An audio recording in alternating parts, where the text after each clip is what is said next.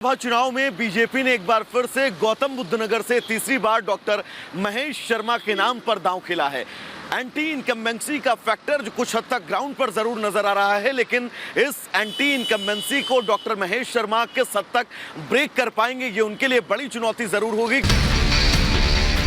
गौतम बुद्ध नगर का रण कौन फतेह करेगा, ये तो 4 जून को ही साफ होगा।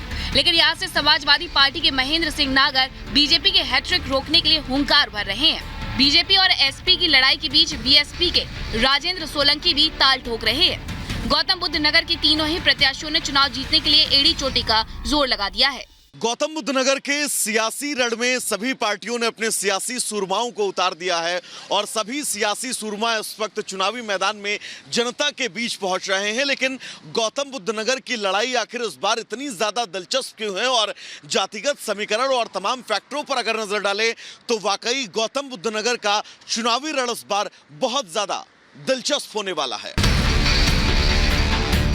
गौतम बुद्ध नगर लोकसभा सीट के अंतर्गत 5 विधानसभा सीटें आती हैं, जिसमें दादरी, नोएडा, जेवर, सिकंदराबाद और खुर्जा विधानसभा का नाम शामिल है।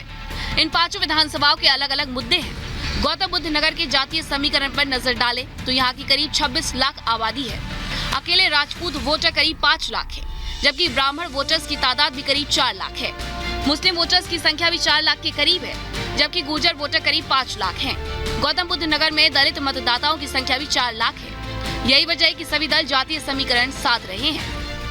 25 लाख मतदाता ऐसे हैं जो यहां पर प्रत्याशियों के भाग्य का फैसला करने वाले हैं। इनमें से सबसे बड़ी तादाद ठाकुर बिरादरी की है, जिनके तकरीबन 5 लाख वोटर हैं, जबकि गुर्जर समाज के 5 लाख वोटर हैं। इन 5 लाख वोटरों को ही साधने के लिए समाजवादी पार्टी ने गुर्जर तबके से ही प्रत्याशी बनाए हैं, जबकि बसपा ने भी गठजोड़ करके कोशिश ये की है कि इन जातिगत समीकरणों को साधा जा सके।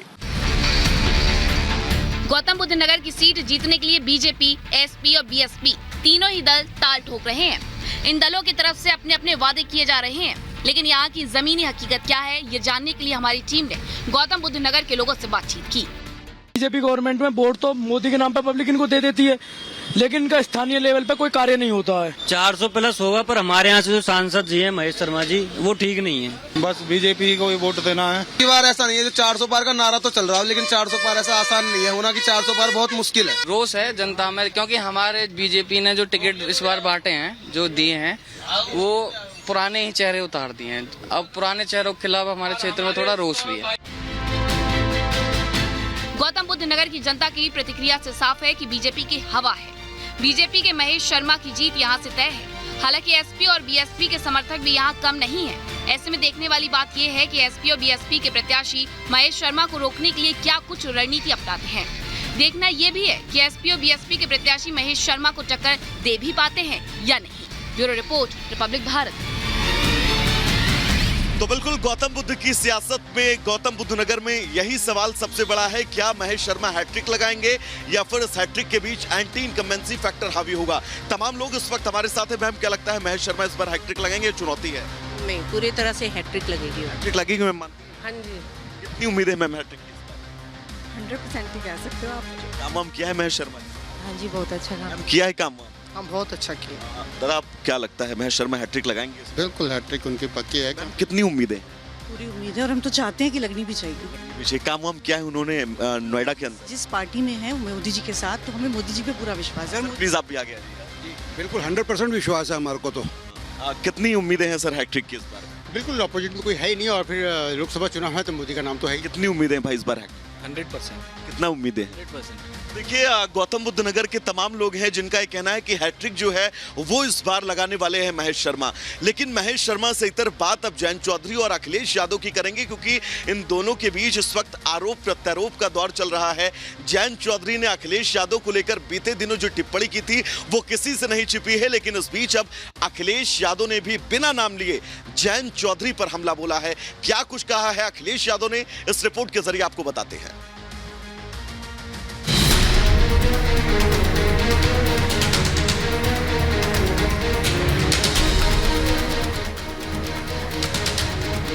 अखिलेश अखिलेश यादव और जयंत चौधरी उत्तर प्रदेश की सियासत के वो दो चेहरे जो अब से कुछ दिन पहले तक एक ही खेमे का हिस्सा थे, लेकिन सियासी बाजी पलटी और दोनों के बीच में बड़ी दरार खड़ी हो गई। चंद दिनों पहले खेमा बदलते ही पार्टी बदली, हालात बदले और मिजाज भी बदल गए। अब स्थिति ये है कि दोनों में कोई एक दूसरे को सीधे मुंह देखने तो छोड़िए, एक दूसरे का नाम भी अपनी जुबान पर लेना पसंद नहीं कर रहा। दोनों एक दूसरे पर लगातार वार पलटवार तो कर रहे हैं, लेकिन शतरंज के मोहरों का सहारा लेकर। अखिलेश और जयंत चौधरी के दिलों में एक दूसरे के लिए बहुत कसक है। अखिलेश के मन में जयंत के बीजेपी ज्वाइन करने की कसक है, तो जयंत के दिल में सीटों के बंटवारे पर भड़ास है। अब चुनावी मंच पर दोनों नेता शतरंज की चालों के माध्यम से एक दूसरे पर हमला बोल रहे हैं। सबसे पहले जयंत ने इशारों में अखिलेश पर निशाना साधा। जयंत खेमे का आरोप है कि अखिलेश सीटों के बंटवारे में मनमानी कर रहे थे। जयंत ने इसी मुद्दे का जिक्र किया और आरोप लगाया कि अखिलेश बेगम देकर राजा मारना चाह रहे थे। जयंत के इस बयान पर अखिलेश ने भी शतरंज के मोहरों का नाम लेकर पलटवार किया। तो शतरंज में एक ऐसी चाल हो कि प्रतिद्वंदी ये दिखाता है कि मैं कमजोर हो लिया और फिर मत दे देता है। कुछ हमारे साथ ऐसा ही करना चाहती थी सामने वाली पार्टी, जिनके साथ हम थे वो हमें बेगम दे रहे थे और राजा मारना चाह रहे थे। बताओ, जो लोग हमारे साथ रुपया बन गए थे वो घोड़े की 2.5 चाल से किधर गिरे जाकर के किसी को नहीं पता। अखिलेश और जयंत के बीच आज जो कुछ भी चल रहा है वो ऐसे ही नहीं है। जयंत के अखिलेश की साइकिल पंक्चर करना इसकी वजह अहम माना जा रहा है। सूत्रों के मुताबिक एसपी आरएलडी का चुनावी गठबंधन फाइनल हो गया था। अखिलेश ने आरएलडी को 7 लोकसभा सीटें दी थी, लेकिन अखिलेश ने करीब 5 से 6 सीटों पर उम्मीदवारों के नाम भी तय कर दिए थे। ये उम्मीदवार अखिलेश की पार्टी के ही नेता थे और उनका आरएलडी के टिकट पर चुनाव लड़ाने का प्लान था। एसपी की इस रणनीति से नाराज होकर जयंत चौधरी ने गठबंधन तोड़ दिया। जयंत चौधरी समाजवादी पार्टी से अलग हुए। इसी बीच बीजेपी ने चौधरी चरण सिंह को भारत रत्न दे दिया। चुनावी रणनीति के इसी मोड़ पर जयंत ने बीजेपी का दामन थाम लिया और एनडीए में शामिल हो गए। गठबंधन से बदले में आरएलडी को 2 लोकसभा, 1 विधान परिषद की सीट मिली। वहीं योगी सरकार में आरएलडी को एक कैबिनेट की बर्थ भी मिली है। तब से आज का दिन है। पश्चिमी यूपी की चुनावी जंग में कभी सियासी सहयोगी रहे अखिलेश यादव और जयंत चौधरी की यारी दुश्मनी की गवाह बन रही है। अखिलेश जयंत को उनके पुराने बयानों की याद दिलाकर लगातार हमले बोल रहे हैं, तो जयंत चौधरी के बयानों में भी अखिलेश के लिए जरा सी नरमी नहीं देखी जा रही है। दोनों नेता सियासी पिच पर एक दूसरे के खिलाफ खुलकर बयानबाजी करने पर उतारू है। कुछ महीनों पहले तक जो नेता एनडीए के खिलाफ ताल ठोक रहे थे, अब एक दूसरे के खिलाफ ही अखाड़े में उतर आए हैं। Bureau report, Republic Bharat. तो बिल्कुल आपने लगातार देखा कि किस तरीके से हमने अलग अलग जगहों से आप तक रिपोर्ट्स पहुंचाई है। जैसे जैसे चुनावी दिन नजदीक आ रहा है, सरगर्मियां लगातार बढ़ती जा रही हैं, खबरें आप तक पहुंचाते रहेंगे। फिलहाल इंडियन पॉलिटिकल लीग में आज के लिए बस इतना ही। मेरे सहयोगी सुमित और वैभव भी मेरे साथ जुड़े। नमस्कार।